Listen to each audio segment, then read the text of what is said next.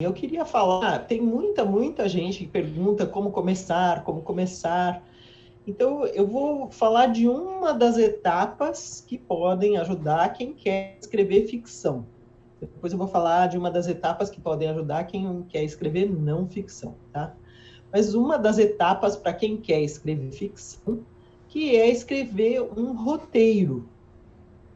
O roteiro, ou esqueleto, ou mapa da sua obra, é uma etapa que gera muita discussão, tá?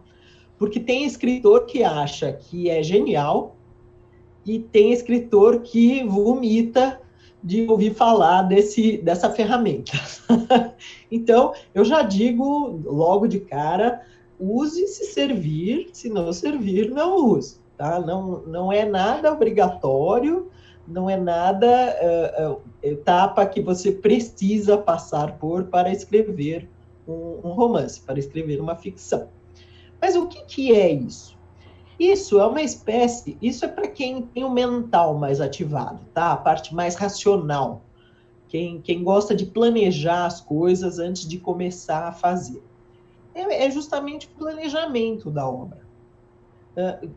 Tem gente que acha que ajuda bastante, que é você fazer um roteiro dos capítulos. Então, assim, você determina, capítulo 1, o personagem vai fazer isso ou aquilo. Você dá só o resuminho do que é que vai acontecer ali. E dá também a indicação de onde aquilo vai acontecer, ou seja, qual é o cenário. Capítulo 2. E o personagem que já foi apresentado, estava lá no seu trabalho, no capítulo 2, ele é abduzido por elfos que são vampiros. Tá? Aí, capítulo 3, ele faz amizade com uma elfa.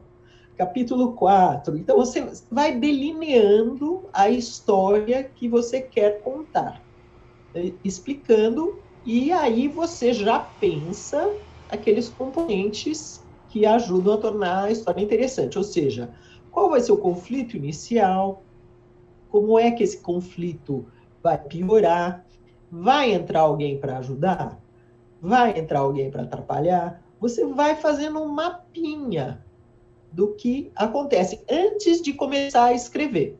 Então, é uma espécie de um roteiro que pode incluir, depende da pessoa, tá? Tem gente que gosta, e eu, aliás, recomendo, se você está inventando lugares, universos, tá?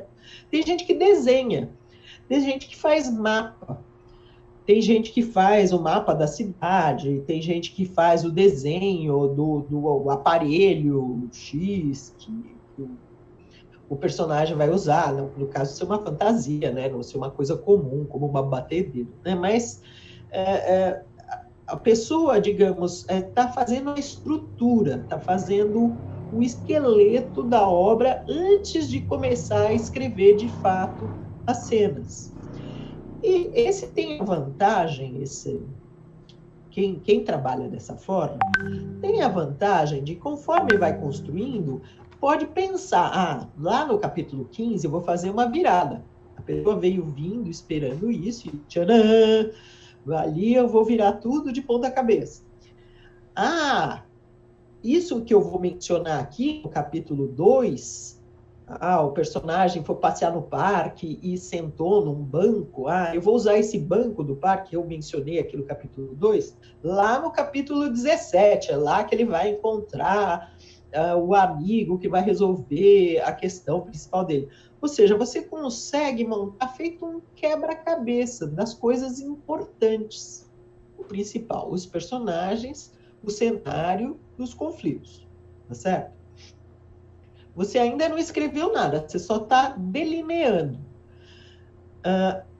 Algumas pessoas acham isso muito útil, por quê? Porque uma vez que você saiba para onde vai a sua história, você fez a linha dela, você não necessariamente precisa começar do capítulo 1. Aliás, você não precisa começar do capítulo 1 de forma alguma, mas você pode. Eu vou começar com essa cena aqui, lá no meio. Eu vou começar com a cena da briga com o amigo, tal. Você já sabe que aquilo vai acontecer, você sabe o que você vai escrever antes, o que você vai escrever depois, então você pode começar em determinado momento. E se você enjoar de escrever aquilo, você pode pular também para outro capítulo. Você entende? Se você tem a estrutura bem montada, você não precisa seguir na ordem de como seria a leitura da obra. E permite você fazer alguns truquezinhos inteligentes, né? De enfiar uma pista falsa aqui, de fazer um personagem dizer um negócio importante no comecinho, e lá no fim aquilo ser revelado. Quer dizer, você pode fazer umas montagens assim, engenhosas, digamos assim. Tá? Ou uma escritora típica desse tipo de formato, que usa esse tipo de formato, é a J.K. Rowling do Harry Potter. Então, não é à toa que o Harry Potter tem tantos detalhes consistentes, porque ela fez o roteiro da série toda antes de começar a escrever. Então, ela já sabia o que lá no fim ia rolar antes dela começar a escrever o primeiro volume. Então, tem vantagens e desvantagens, né? Tem gente que tem uma pegada que não é tão mental. Tem gente que tem, digamos, o emocional mais aflorado, o intuitivo mais aflorado, o sensorial, ou seja, começa a escrever não pela cabeça, mas sim pela sensação. Essa sensação pode ser a partir de um personagem, pode ser a partir de uma cena. Tem gente que usa um sonho de ponto de partida e aí vai construindo a história. É o que funcionar para você. Como representante desse segundo lote de escritores, esses que se deixam levar por uma situação, um personagem, tem o Stephen King, que ele tem, aliás, um livro muito interessante sobre a escrita, no qual ele fala, ele diz, olha, você quer começar a escrever? Pega um personagem, bota ele numa situação dificílima, e aí vê como ele sai de lá. Esse é o sistema dele, tá? Então, algumas pessoas funcionam assim. Elas funcionam com uma cena, elas não têm ideia de onde a história vai, e elas vão descobrindo conforme elas escrevem. Se você é assim, tá tudo certo. Se você gosta de escrever roteiro, tá tudo certo também, tá? Essas são duas formas de abordagem para realmente começar a escrever, né? Fora saber os personagens, você vai jogar lá, falei um pouco de personagem numa outra live, e a gente fala sempre de personagens e dos conflitos, né? Mas esse roteiro costuma ajudar, ou então a pessoa que prefere sentir muito, começa a partir de uma cena forte, de preferência uma cena que contenha bastante conflito, e aí vai criando a história em torno daquilo. Nesse de imersão, o pessoal que funciona a partir de uma cena, é muito legal você começar a partir de uma cena que tenha muito apelo sensorial, muito apelo emocional também. Ou seja uma cena forte. Mesmo que você construa o meio da sua ficção e depois você complete para o começo, para o fim, tá? Você não precisa começar do começo mesmo. Mas que se você é de criar e ver o que acontece, muito bem. Cria a partir de uma cena muito forte, uma cena muito impactante para você, tá?